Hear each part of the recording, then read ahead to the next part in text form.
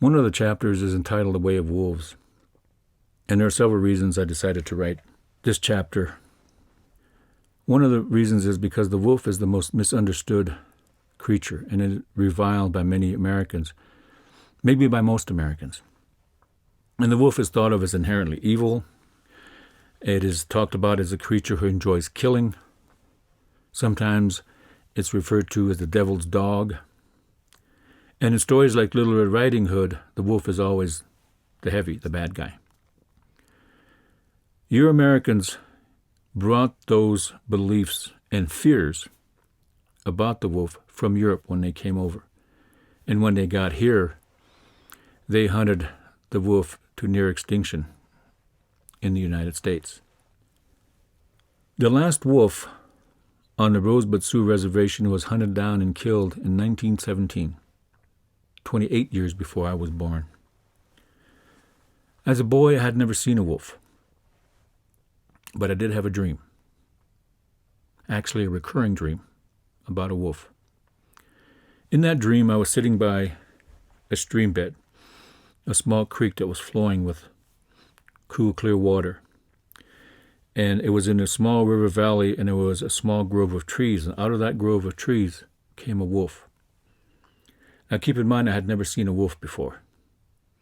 But the wolf I saw in my dream was exactly like pictures of wolves I saw later on. The wolf walked through the trees, lay down on the edge of the stream, and drank water from it. And the whole time in the dream, he kept looking around as if he was afraid, that he was cautious. And he would drink and he would look around.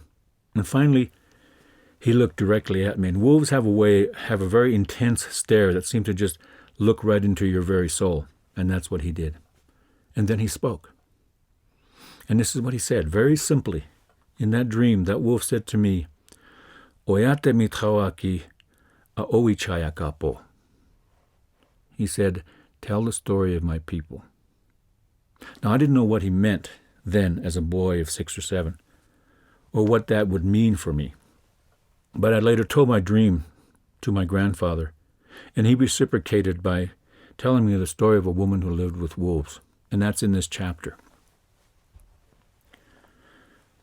So the Way of Wolves is about what family means, but it's also about misperceptions, the kind that become myths we cling to no matter what the reality is. The myths about wolves persist to this day. Many Americans, including some Native Americans now, still believe that wolves are evil. Unfortunately, myths die hard, but I know firsthand they can be dispelled.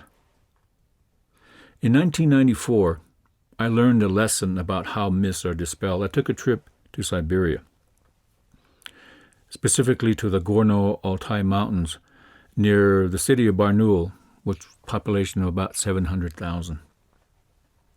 And I took my ideas, my perceptions, and what I thought I knew about Russia and Siberia with me. And as far as I knew or was told or read, or the impression that I carried was that Russian people hated Americans with a passion. And Russian women were 6 feet tall and 200 pounds and could bench press 400 pounds. And Siberia was a frozen wasteland. So I carried all these ideas with me when I went, and I learned that none of it was true. Russians don't hate us with a passion. They're very suspicious of our government, as we are suspicious of their government. But as far as people to people, they were just as curious about us as I was about them. And if I had hung on to those misconceptions, those myths that I carried about Russian people, I would not have been able to have a good time, to realize what was behind those myths. As a matter of fact, Siberia itself is one of the most beautiful places on the planet. It has plains, it has mountains, it has forests, it has clear running waters. That is, until the developers get there. But the people themselves were very, very hospitable. And I was never treated anywhere that I've gone with more hospitality than I was in Siberia.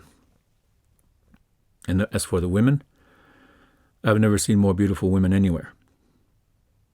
So this was a lesson I took, not only specifically about what I learned about Siberia, but that myths cannot in any way stand up to the light of reality. They can't stand up to the light of truth.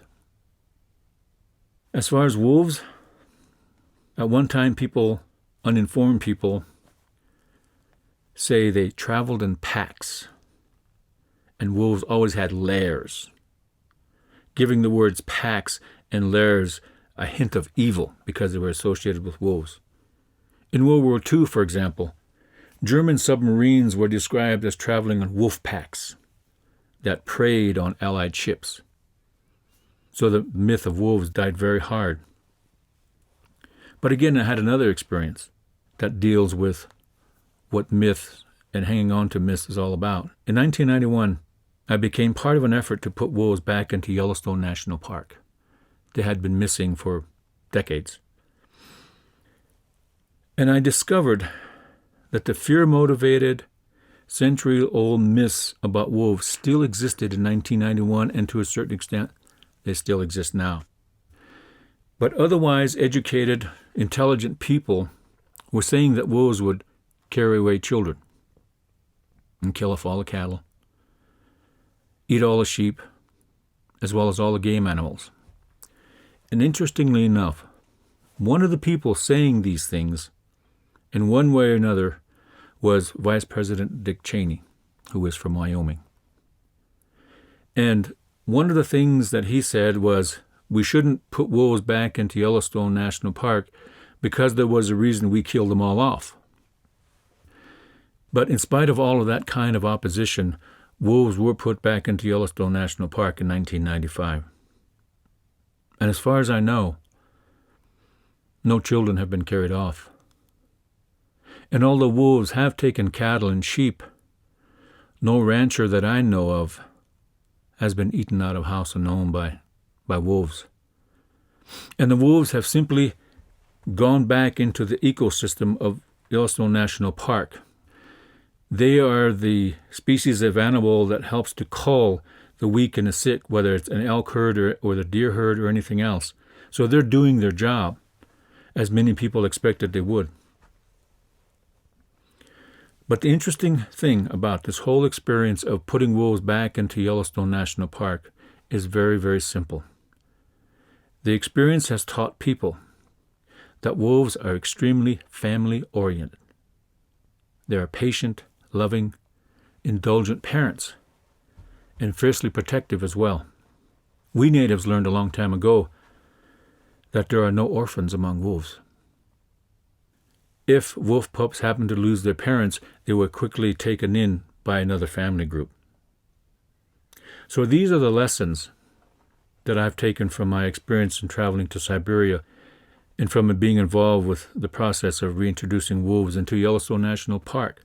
And so in a way, I'm fulfilling the request that came out of my dream. And the dream said, tell the story of my people. And the story is very interesting. It's all about family. And I think that eventually, at least I hope that eventually we will all learn some of the lessons that the woman who lived with the wolves did in the story.